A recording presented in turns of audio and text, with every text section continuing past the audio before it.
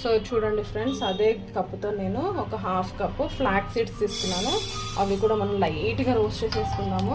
తొందరగా రోస్ట్ అయిపోతాయి ఫ్రెండ్స్. ఇది చిటపట్లు ఆడితే ఎగురుతాయి, అందుకే లైట్గా చేసేసుకున్నాము. చూడండి, ఫ్లాక్ సీడ్స్ చాలా మంచిది పిల్లలకి.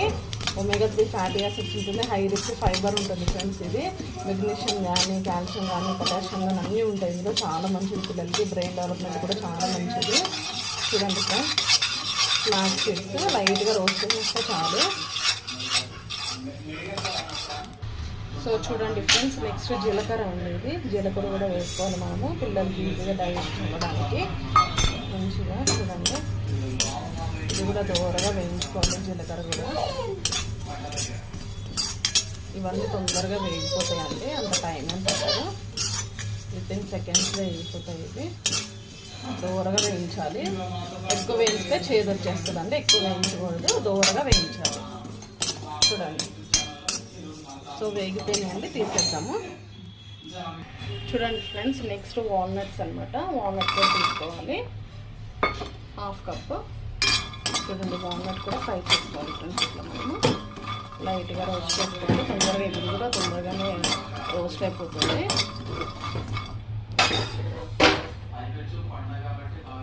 చూడండి ఫ్రెండ్స్,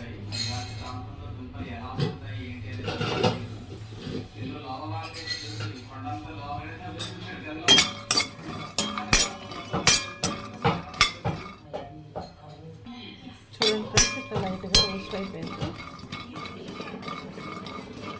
చాలండి, ఇంతకంటే ఎక్కువ ఏం అవసరం లేదు. సో ఇది కూడా సైడ్కి తీసేద్దాము.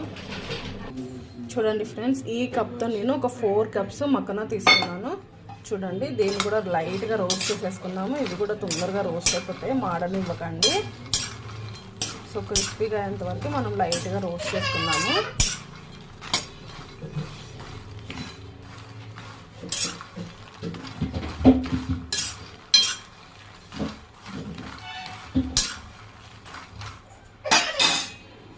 సో చూడండి ఫ్రెండ్స్, ఇట్లా లైట్గా రోస్ట్ చేసుకోవాలి. ఇది కూడా తీసేద్దామండి. రోస్ట్ అయిపోయింది, ఆల్మోస్ట్ రోస్ట్ అయిపోయింది.